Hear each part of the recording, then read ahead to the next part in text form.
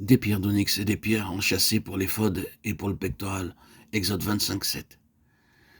Nous avons vu que des pierres précieuses étaient utilisées pour les vêtements du souverain sacrificateur. Revenons aux vêtements sacerdotaux décrits dans Exode chapitre 28. Aaron portait tout d'abord une tunique blanche, une robe bleue et enfin l'éphod. L'éphod était fait de fin coton retors, brodé avec du bleu, de la pourpre, de l'écarlate et de l'or. Exode 28, versets 6 à 8. Sur les épaulettes de l'éphod se trouvaient deux pierres d'onyx ou pierres de mémorial pour les fils d'Israël. Elles étaient gravées avec les 12 noms des tribus. Et il nous est dit, Aaron portera leur nom devant l'Éternel sur ses deux épaules. Exode 28, 9, 12. Nous apprenons ainsi que notre Seigneur nous porte sur ses épaules. Beaucoup de gens essaient de porter leur propre fardeau. J'ai souvent vu des gens entrer dans un train, garder leur fardeau sur la tête. Ils s'assoient même avec leur lourd paquet toujours sur la tête. Ils ne veulent pas mettre le fardeau sous le siège.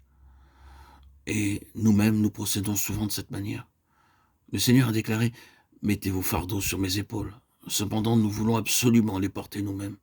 Et nous sommes tracassés à leur sujet jour et nuit. Nous nous demandons qu'arrivera-t-il demain, qu'arrivera-t-il le mois prochain, ou dans 2 mois.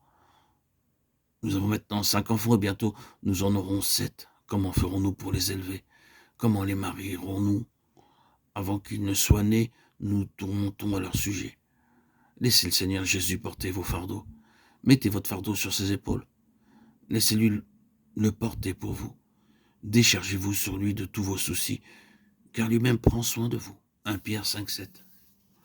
En apprenant à laisser au Seigneur le soin de porter votre fardeau, vous goûterez son parfait repos et sa parfaite paix.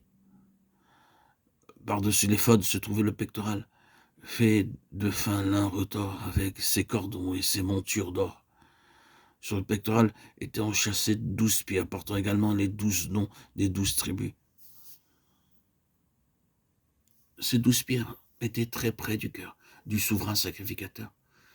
Partout où il allait, les pierres l'accompagnaient, et par elles, Dieu rappelait à son peuple qu'il le voulait très près de son cœur. Pourtant, certains ne s'approchent pas très près de Dieu. Aucun doute, ils aiment Dieu, sa parole, mais ils ne viennent pas à lui comme ils le souhaiteraient. Quelquefois, des amis mondains s'interposent entre nous et Dieu.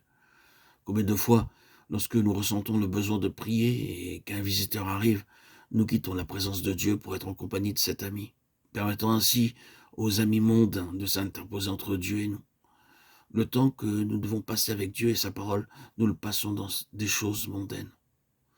Nous aimons la pensée de vivre près de Dieu, mais il y a une brèche quelque part.